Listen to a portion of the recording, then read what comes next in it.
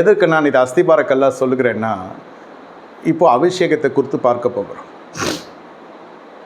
இந்த ஜனங்கள்லாம் நம்மளோடைய சொந்த ஜனங்களாகவே இருப்பாங்க. உங்களை கைவிட்ட ஜனங்க, நீங்கள் அவர்களால் கைவிடப்பட்டிருப்பீங்க. அவங்க பல காரணங்கள் சொல்லுவாங்க, உங்களை குறித்து கோல் சொல்லுவாங்க, தவறான வதந்திகள் பரப்புவாங்க, அவதூறு பரப்புவாங்க, என்னென்னமோ நடக்கும். எல்லாவற்றையும் சகித்து கொள்வது தான் கிறிஸ்து உங்களை ரட்சித்ததன் நோக்கம். அந்த ரட்சிப்பை உயர்த்துகிறது ஞாயிற்றுக்கிழமான ஒரு வஸ்திரம் தரித்து கொண்டு, வெண் வஸ்திரம் தரித்து கொண்டு ஆலயத்தில் வந்து அந்நிய பாஷை பேசி ஆராதித்து பாடல் பாடி காணிக்கை போட்டு நல்ல ஒரு விதமாக நம்ம கடந்து செல்வதற்கு அல்ல. சகிப்புத்தன்மை வாழ்க்கையில் இருக்கணும். முதல் சொத்து உங்களுக்கு நீங்கள் உருவாக்கி கொள்ள வேண்டியது சகிப்புத்தன்மை. இதுக்கு ரகசியம் இதெல்லாம். உங்களுக்கு சகிப்புத்தன்மை வேண்டும். சொந்த ஜனங்கள் உங்களை சிறுமைப்படுத்துகிறது உங்களால் தாங்க முடியலன்னா, அந்நிய ஜனங்கள் சிறுமைப்படுத்துகிற பொழுது, நண்பர்கள் பகவர்களாய் மாறுகிற பொழுது, சொந்தமும் பந்தமும் சுற்றும் நட்பும் கன்னிகளாய் மாறுகிற பொழுது, நீங்கள் பூமியில் கொலைகாரனாக மாறிடுவீங்க. கிறிஸ்துவ நாமம் தூஷிக்கப்பட்டுரும். உங்களுக்குள்ளே ரத்த பிரியம் வந்துடும். அவனை அதை செய்கிறேன், இதை செய்கிறேன், இதை செய்கிறேன், அதை செய்கிறேன், எனக்கு மட்டும் வர வேண்டிய பணம் வந்துச்சுன்னு வச்சுக்கோ, அப்புறம் நான் காட்டுறேன். நானே ஆமாம், பணம் வராத வரைக்கும் நான் காத்திருக்கிறேன். எனக்கு இந்த காரியங்களெல்லாம் கதவுகள் திறக்கிற பொழுது அப்பொழுது நான் காட்டுகிறேன் யார் என்று. இதனால்தான் உங்களுக்கு பணம் வரதில்லை, தெரிந்தா? நான் வளர்ந்து காட்டுறேன், நான் ஜெயிச்சு காட்டுறேன், நான் நீதிமன்றத்தில் சந்திக்கிறேன், நான் வழக்கு போடுன்றது, நான் வழக்கில் சந்திக்கிறேன்றது, இந்த பேச்செல்லாம் இருக்கவே கூடாது. வழக்குக்கு விலகிறவன் விவேகி. இதிலெல்லாம் நம்ம போய் எங்கேயும் கரைப்பற்றக்கூடாது. என்ன, யாரையோ பழி வாங்குறேன்னுன்றதுக்காக சொல்கிறேன். உங்களை தூஷிக்கிறாங்களா? எனக்குள்ளே சகிப்புத்தன்மை வளருகிறதற்கு கர்த்தர் கொடுக்கிற ஒரு தருணம் இது. தேவன் நடத்துகிற வனாந்திர நடைமேடைகளிலே இந்த காரியம்தான். தூஷிக்கிறானா, அவனை பற்றி என்னை தூஷிக்கிறவனே நான் திரும்பி 4 மடங்கு தூஷிச்சா அப்புறம் என்ன? இந்த சம்பவம் நடக்கிறதுக்கு கர்த்தர் அனுமதி கொடுத்ததுக்கே பிரயோஜனம் இல்லாத போயிடும். என்ன ஒருத்தர் தூஷிக்கிறாங்க, நான் திரும்பி தூஷிக்கிறேன், அப்புறம் what is the use of this part in my life? இந்த சம்பவம், இந்த படலம் என் வாழ்க்கையில் வர வேண்டிய அவசியமே இல்லை. கர்த்தர் அனுமதித்து தான் எல்லாம் நடக்கிறது. என்னோட பராக்கிரமசாலியாக இருந்தால் என்ன சொல்வேன்? ஐயோ, கர்த்தர் கொடுத்தார், கர்த்தர் எடுத்தார், தேவன் தான் பார்த்துக்கொள்ளணும் இந்த மனுஷனேன். இப்போ எனக்கு நிகராக இருக்கிறவன், இல்லை என்னை விட கீழே இருக்கிறவன், இல்லை அவனுடைய பலவீனம் எனக்கு நல்லா தெரிஞ்சிருக்குன்னு வச்சுக்கோங்க. இவன் என்ன கால் தூசிக்கு சமம். தேவ சாயலிலே உருவாக்கப்பட்ட மனுஷனை, தேவனுடைய அபிஷேகம் பண்ணப்பட்ட தேவனுடைய விசுவாசியே பேசக்கூடாதுன்றப்போ ஊழியக்காரன் எவ்வளோ கேர்ஃபுல்லாக இருக்கணும். சும்மா இல்லை. உங்களுக்கு முதல் சொத்து உங்களுக்கு சகிப்புத்தன்மை இருக்கணும். அவங்க இப்படி தான் ஐயா பண்ணிக்கொண்டே இருப்பாங்க, நான் சும்மா இருக்கணுமா? நீங்கள் சும்மா இருக்கிறதப்போ கர்த்தர் யுத்தம் செய்வார். உங்களுக்குள்ளே இருக்கிற கனிகள் பெருக்கும். நல்லா தெரிந்து நம்மளுக்கு சிறுமப்படுத்துகிறாங்க, திடீங்கு செய்கிறாங்க, நம்மளை வந்து ஒரு தொந்தரவு கொடுக்குறாங்க, அவதூறு பரப்புகிறாங்க. வாயில் தான் நடக்குது. இது வரைக்கும் கை சண்டை நடக்கலை, கை கலப்பு போல். நம்மளை குறித்து புகார் பொழுது எழுதி போடுறது, இல்லை மொட்டை கடுதாசி எழுதி போடுறது, இல்லை மனைவி கிட்ட கூட வந்து சொல்லட்டும், இல்லை கணவன் கிட்ட கூட போய் சொல்லட்டும், இவனால் என் வாழ்க்கை கெட்டதுன்னு நீங்கள் சொன்னீங்கன்னா கர்த்தருக்கு அந்த இடத்துல கனமே பண்ணல. நீங்கள் விசுவாசிகள் எழுதி வைத்து கொள்ளுங்க. இந்த மனுஷனால் என் குடும்பம் கெடுகிறது, இந்த மனுஷியால் தான் என்னுடைய தாம்பத்திய வாழ்க்கை போகிறது, என் குடும்பம் அழிந்து போனதுக்கு காரணம், என் பிள்ளைகள் கெட்டதுக்கு காரணம் பிள்ளை சூனியம் என்பதும், இந்த மாந்திரிகம் இவர்கள் செய்கிறார்கள், அவர்கள் செய்கிறாங்க, அவர்களால் இதெல்லாம் சொல்லுகிற பொழுது தேவ நாமம் மகிமைப்படாது, மட்டுப்படுத்துகிறீர்கள். அது ஒன்றும் மட்டுப்படுத்துகிற நாமம் இல்லை. நம்ம வாழ்க்கையில் தேவன் கிரியை மகிமைப்பட மாட்டார். அதான் ரகசியம். நம்ம என்ன செய்யணும்? இதையும் சகிக்கிறேன், இன்னும் வந்தாலும் சகிக்கிறேன். ஆனால் ஒன்று மட்டும் எனக்கு தெரியும், என்ன? எனக்கு கர்த்தர் கற்றுக் கொடுத்தது உங்களுக்கு நான் போதிக்கிறேன்.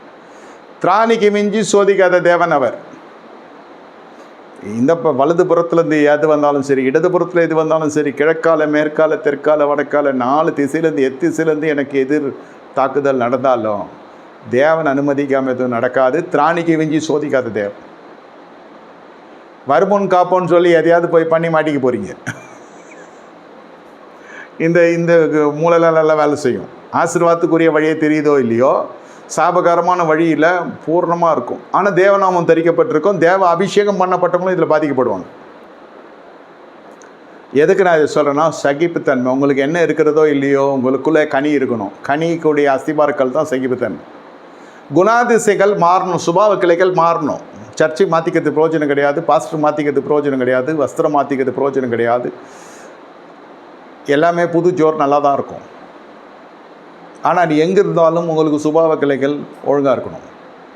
உங்களுக்கும் எனக்கும் போராட்டங்கள் இருக்கத்தான் செய்யும், உபத்திரங்கள் இருக்க தான் செய்யும்.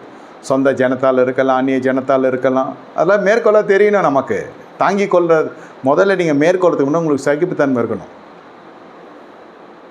சகிப்புத்தன்மை இருந்தால் தான் உங்களுக்கு இந்த அபிஷேகம்.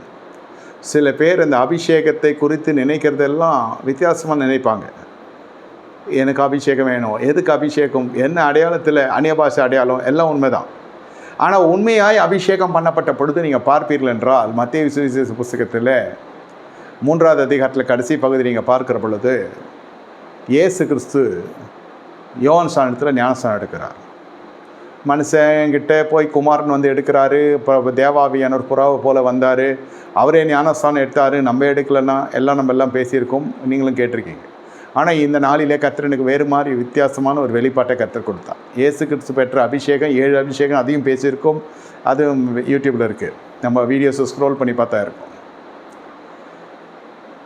இப்போது அந்த அபிஷேகம் புறாவின் வடிவில் இறங்கினது நம்ம வாசிக்கிறோம். இதற்கு முன்னே ஒரு சில காரியங்கள் நடக்கிறது. 30 வயது வரை தாய் தகப்பனுக்கு கட்டுப்பாட்டின் கீழ் இருக்கிறார். அதன் பிறகு சொந்த ஜனத்திலிருந்து அவர் பிரித்து எடுக்கப்படுகிறார். சரீர அளவிலே பிரித்து எடுக்கப்படுகிறார், மன அளவிலும் பிரித்து எடுக்கப்படுகிறார். அப்போது once you are grown up, இன்னும் நம்ம அவங்களே சார்ந்து இருக்கக்கூடாது. பெற்றோர் எனக்கு இதை செய்யலைன்னு சொல்வீங்கன்னா உங்கள் வயசுக்கு அவங்களுக்கு நீங்கள் செய்யணுமா, அவங்க உங்களுக்கு செய்யணுமா? சரி, திருமணம் ஆகிவிட்டது, கணவனுடைய கட்டுப்பாட்டுக்குள்ளே இருக்கிறீங்கன்னாக்கா அப்படியே கணவனை சார்ந்து பெண்கள் வர்றது தான் வேதம் சொல்லுகிறது. சரி, கணவனும் மனைவியும் ஒருமித்து வாசம் பண்ணுறது தான் வேதமும் சொல்லுகிறது. தாய் தகப்பனை விட்டு மனைவியோடு சேர்ந்திருப்பான். அதுக்குன்னு அவங்கள கொலை பண்ணிட்டு வரணும்னு அவசியம் இல்லை, தூஷிட்டு வரணும் அவசியம் இல்லை. சொல்ல வருகிற காரியம் ஒரு பிரித்தெடுத்தல். விவாகமே ஒரு பிரித்தெடுத்தல் தான். தேவனுடைய வார்த்தையின் அடிப்படையில் சொல்கிறேன். இந்த நேரத்தில் என்ன நடக்கும்னாக்கா, கூட பிறந்ததுக்கெல்லாம் வந்து ரொம்ப ஓங்கிய புயத்தை எடுத்துக்குவாங்க. நம்ம பிரித்து எடுத்து வருகிறப்போ இந்த கேப்பில் அவங்கெல்லாம் போயிடுவாங்க. உரிகிறதுக்கும் கறக்கிறதுக்கும் குலுக்கி அழுக்கி எடுக்கிறதுக்கும் எல்லாம் இருக்கும், இல்லைன்னு சொல்லலை. குடும்பம் இது எல்லாம் அவங்க நாலேஜுக்கு வர பொழுது நம்ம டக்குன்னு யூட்டர்ன் எடுத்துன்னு வண்டியை விட்றா வண்டி அம்மா வீட்டுக்குன்ற மாதிரி இருக்கும். இந்த இடத்துல தான் நெஞ்சே கலங்காது. தேவன் என்ன ஒரு உயர்ந்த காரியத்துக்கு என்று தேர்ந்தெடுத்திருக்கிறார். அதற்கு முன்பு இதெல்லாம் ஒன்றுமே கிடையாது. என்ன மனுஷன் கொடுத்தா கைப்பிடி கொடுப்பாங்களா? மனுஷன் எப்பொழுதுமே லிமிட்டட் ஆக்சஸ். கஷ்டம்னா சொன்னால் கேவலமாக பேசுவான். இல்லை எனக்கு எதனா சொன்னியா, எனக்கு எப்படி தெரியும் நீ சொல்லணா அப்படின்னு கேட்பான். இந்த மாதிரி பல காரியங்கள் அவங்க ஏதாவது பண்ணி உங்களை சிறுமிசம் பண்ணிக்கினே இருப்பாங்க. ஆனால் தேவன் அப்படி இல்லை. கர்த்தர் கொடுக்க நினைத்தால் அவர் செய்ய நினைக்கிற தடைபடாது நடக்கும். நீங்கள் கர்த்தரத்தில் வாங்கி சாப்பிடும்படியாக கர்த்தர் விரும்புகிறார். உன் தேவைகள் அனைத்து சந்திக்கப்படுவது கர்த்தருடைய வழியில், அவருடைய பருவத்தில் சந்திக்கப்படும். அதுதான் ரகசியம். ஆனால் இந்த அனுபவத்துக்குள்ளே வருவதற்கு இருதயத்துக்குள்ளே அழுக்குகள் இருக்கக்கூடாது, கசப்பு இருக்கக்கூடாது. வாங்க போங்க அப்படி தான் இருக்கணும். சொற்றொடர் எதுவும் நீங்கள் வரம்பு மீறி போயிட்டீங்கன்னாக்கா நீங்கள் இந்த படலத்தில் ரொம்ப நம்ம ஆசீர்வாதம் ஸ்டக் ஆகிடும், ஆத்மா வாழாது. இது அப்படியே காயின் நிலத்தில் போடணும். நீங்கள் காணிக்கைன்னு செலுத்துகிறவங்களா இருப்பீங்க. இருதயத்தில் குரோதமும் இருக்கும், வன்மமும் இருக்கும். அப்புறம் காயின் வழி வந்தவர்கள் என்றால் அந்த பட்டியலுக்குள்ளே போயிடும் வாழ்க்கை.